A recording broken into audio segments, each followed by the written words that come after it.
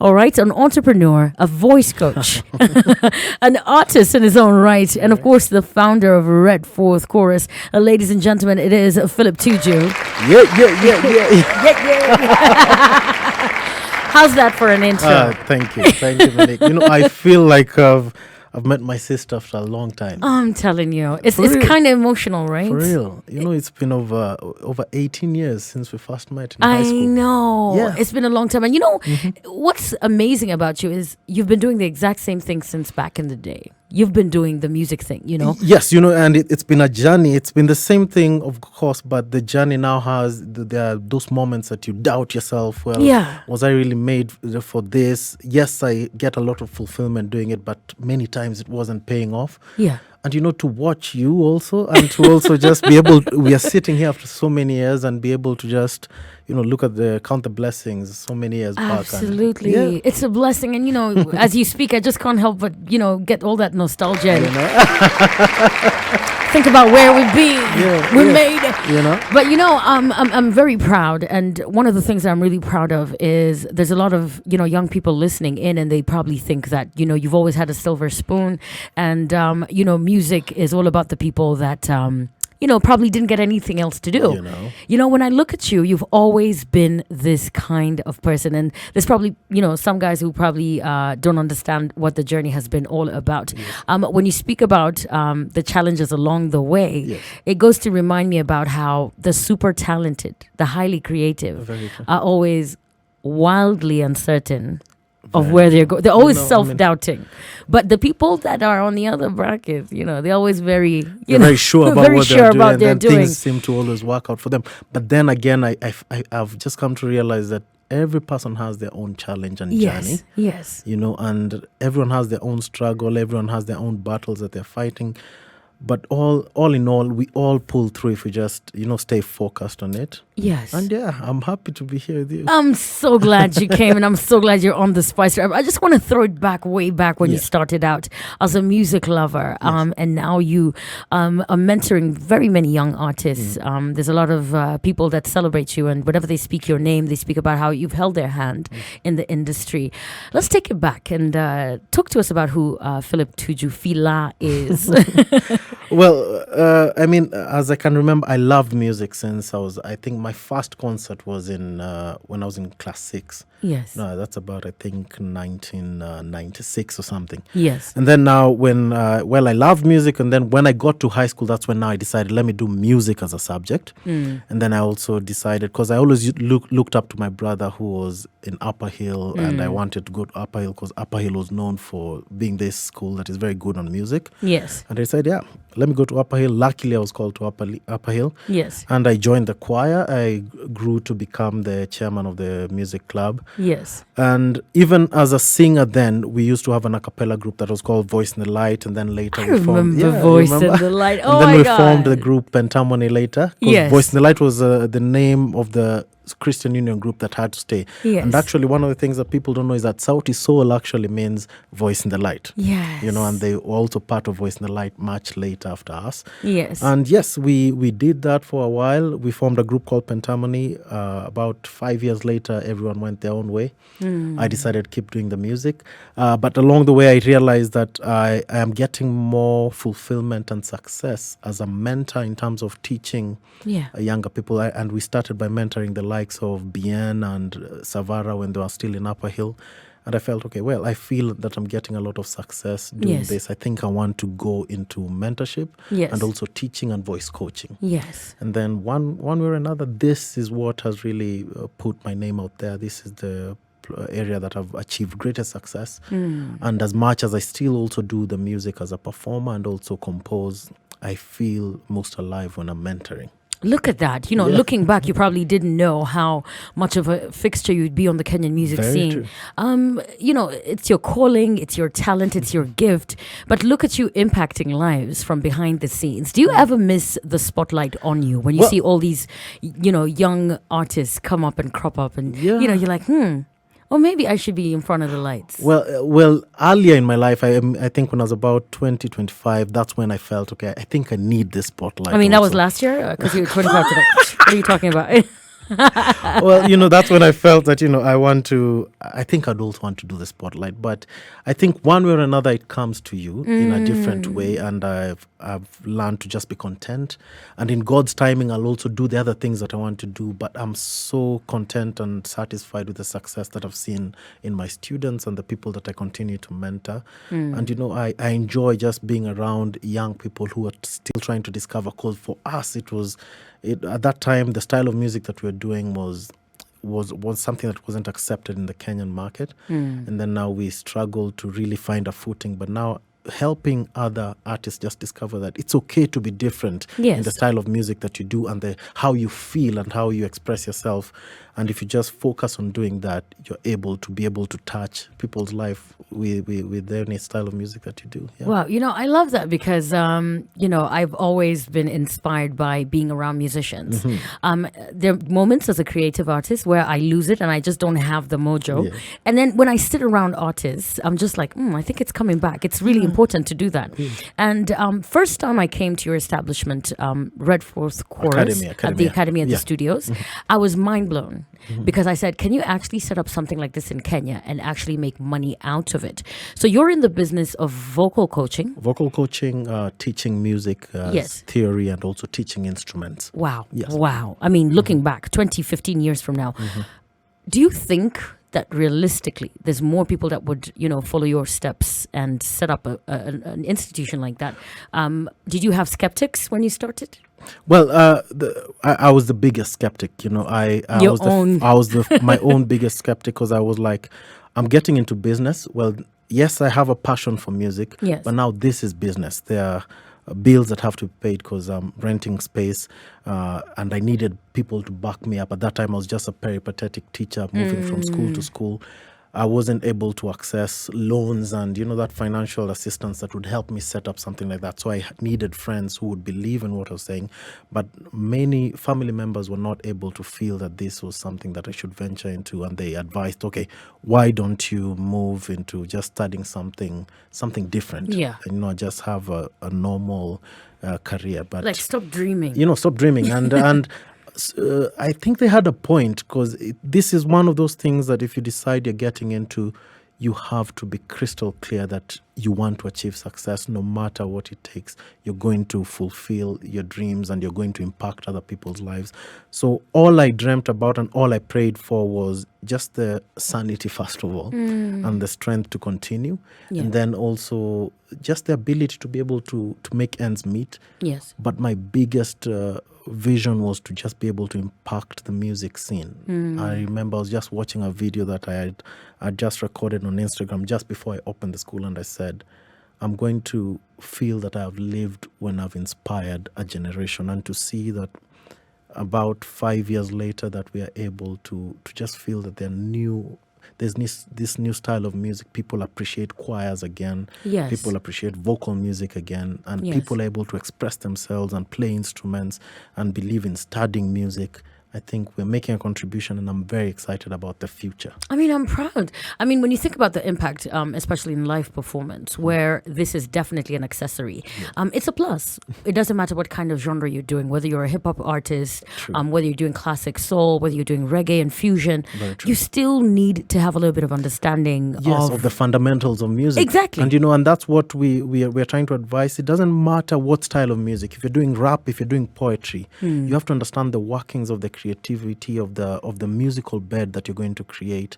I mean, even speech, we call it elocution. That is also music. Elocution. How you speak, how you're going to change the tones and variate the tones of your voice. That's a form of singing, and that's why I usually say that people in media are the best candidates to be singers. I think I'm just going to sign up for my next class.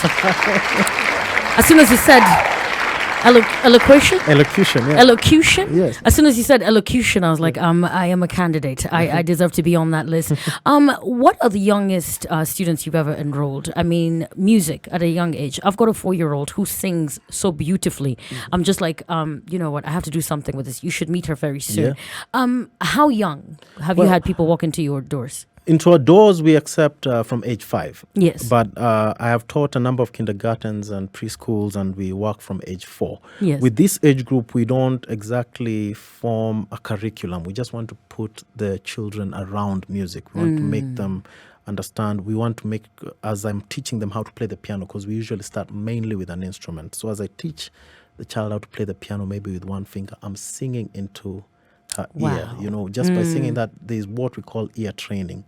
So the child is subconsciously understanding how melodies work and how to relate it with a piano. And then later, much later, I usually tell parents that you'll think, oh, my child is a genius, but it's because of the foundation that you gave your child. You put your child around music that they can be able to understand and appreciate music and how it works. This helps them understand so many other things better. It helps them express themselves better. So from age 4, I mean, that's a perfect age to start. Yeah. And of course, I think at age 5, they're absorbing quite a lot. Yeah, now at age 5, they're a bit more excited. They want to experiment everything. They're more opinionated in what they like and what they don't and what they don't like. And then now, again, we don't force them. We want to make music something that is enjoyable. Many parents insist that they want their child to go for graded exams. That's good, but we still want to make music enjoyable. It's not something mechanical, the way you'd study a science or math. We just want to make sure that something that they feel first. You can't force that. Yeah. You really can't force that. Back in the day, the arts were taken very seriously in the Kenyan education system. And this has been taken out of some, it's not really... Yeah, now with a new curriculum, that's when now they're trying to bring it back. Yeah. You were, influenced by music from a very young age. And I think, when I saw that they're bringing back the arts, the music, the crafts, I said, this is powerful, this is great. Yes. They're listening. They know that there's a future in the arts for the kids.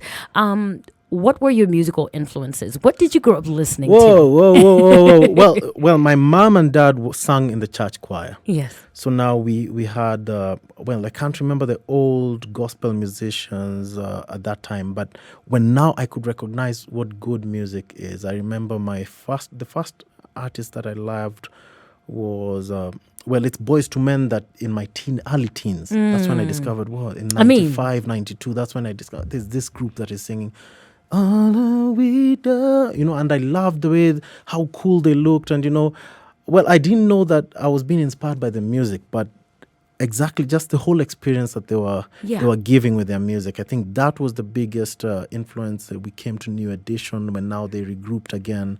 And those are the groups that really defined singing for me. And then now in my later teens, Joe must have been the artist that I Joe's felt. Still fine today.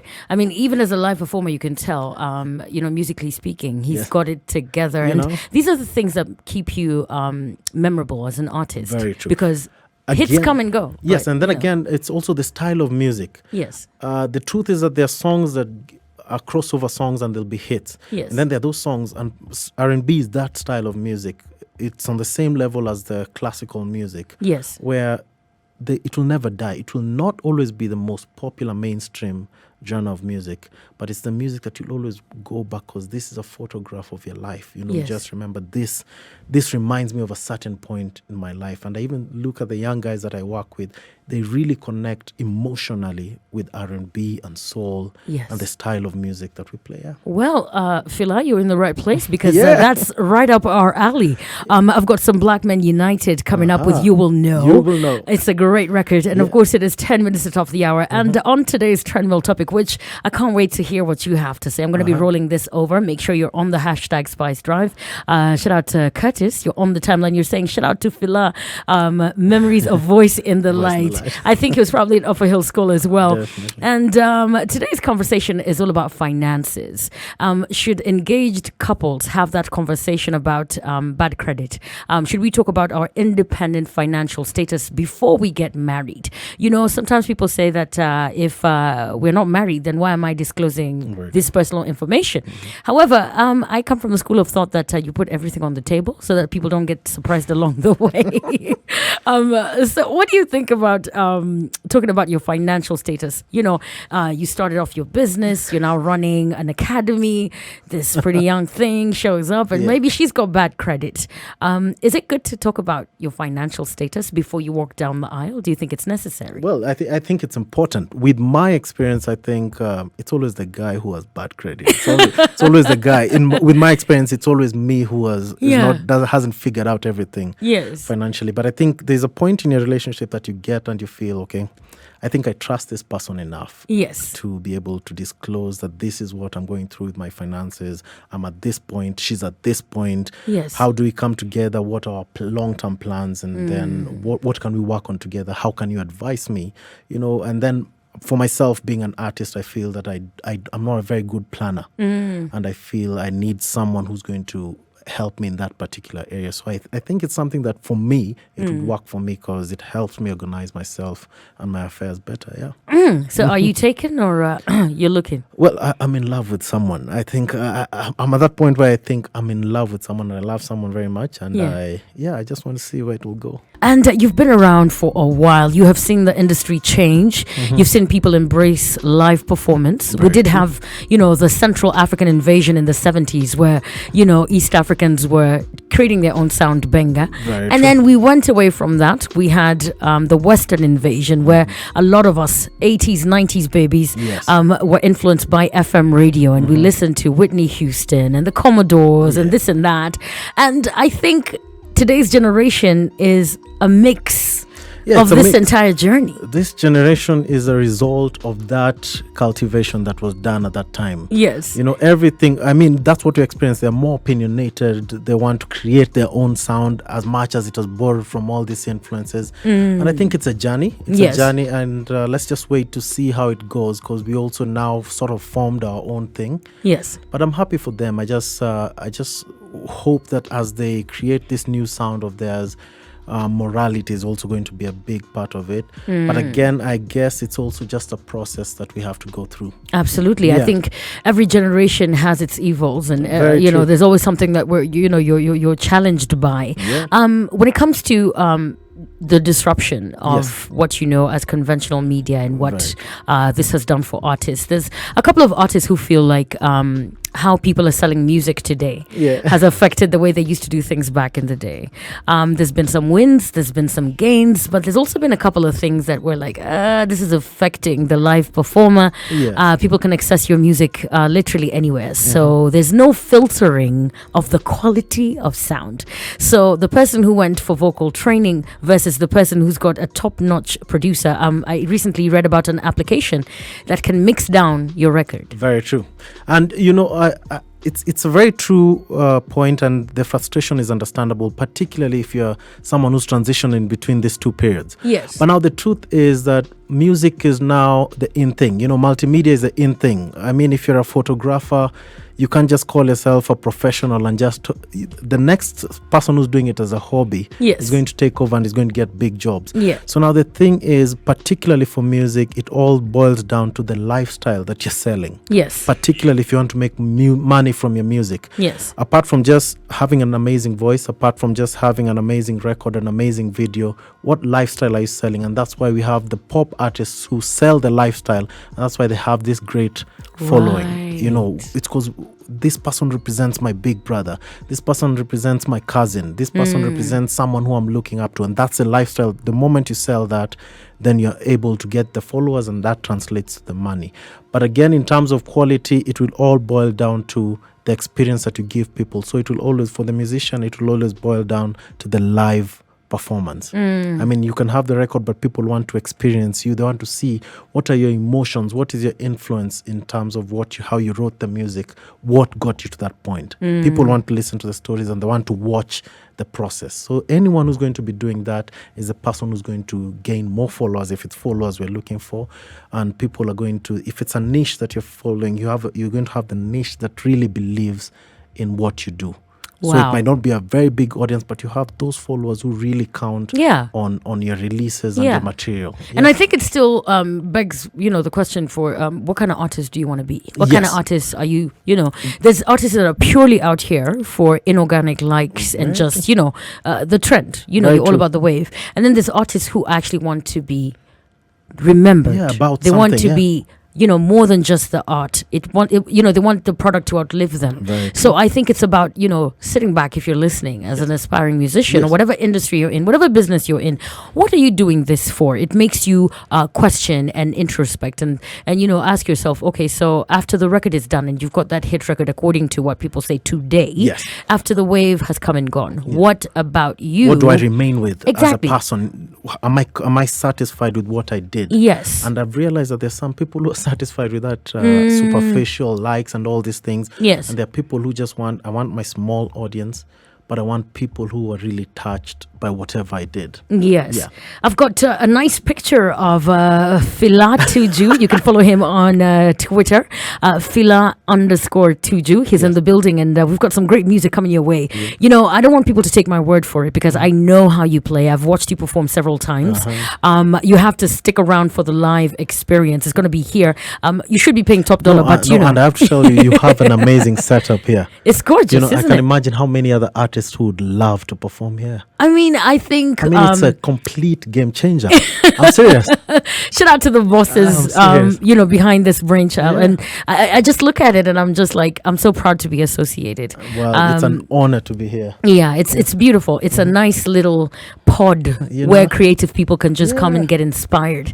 It's more than just radio. That's the coolest thing. And if you don't believe what Filah's saying, make sure you check out the studio. It's all nice and decked. We're going to be having an amazing performance on spicefm.co.ke. Check out our website. And of course, you can log on anytime. One of the coolest things I've seen you guys do was perform on the streets. Yes. Okay.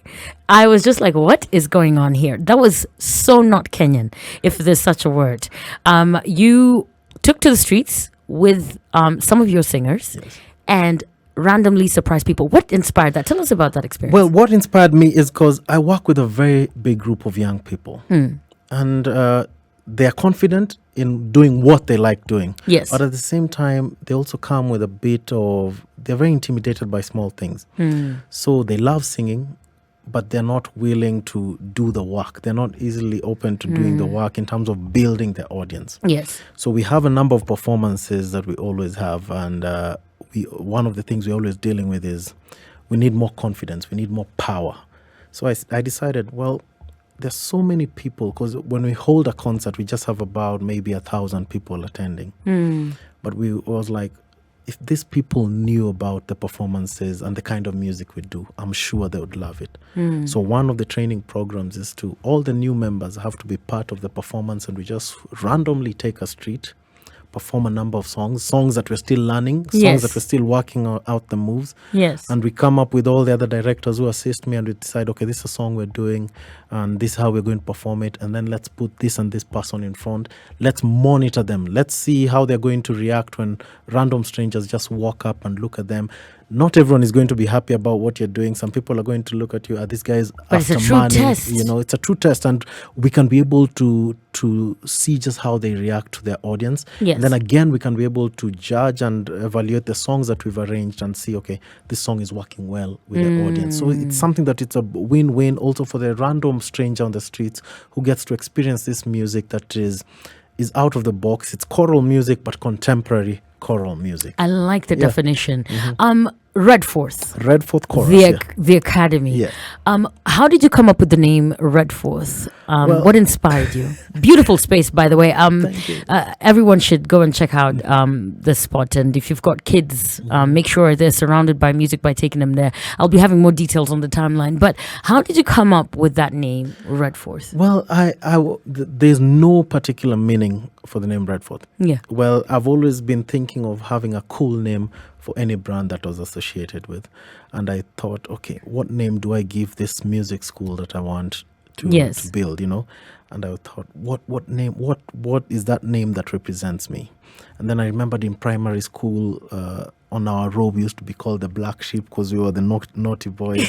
I thought, well, should I call the company Black Sheep now? You can't do that. And then I decided, when I was in high school, again, my class was the class of the naughty boys again. Yes. And it was called For Red. Yes. And I decided, let me call the company For Red. And then I decided in terms of, let me have, For Red is a company that does the events and everything. Yes. And I would want a music school that is still sort of related to For Red. And then that's when we played around with the name Red Fort, yeah. Wow. That's the only reason. That's interesting. I mean, there's always a name for something somewhere. Talk about creativity. I like that. And later on, we're going to be having a performance, and we're going to have some of your students join us. I mean, these young guys inspire me. I mean, some of them are still a bit shy, but I can see the potential in them. Yeah. And then the style of music, again, that you're doing. I mean, we're doing Buy Me Love, that was done by Shy, and then originally by Beatles, and then now we're doing a small medley. It's music that they didn't exactly grow up on, but looking at them and how they enjoy, and they're discovering what harmony. Because R&B was big on harmonies, and I was also big on arranging a cappella music when we sang with Pentamony, and I feel looking at them and watching them how they accept the music, how they're moved by it. They don't even understand how they're moved by it. And how they apply it now to their new songs that they're writing. And well, it's something that I enjoy. And today I just want to sample a few songs. Oh my gosh, I can't wait for that performance. It's going to be right here live on the Spice Drive. And I've got some more music on the way.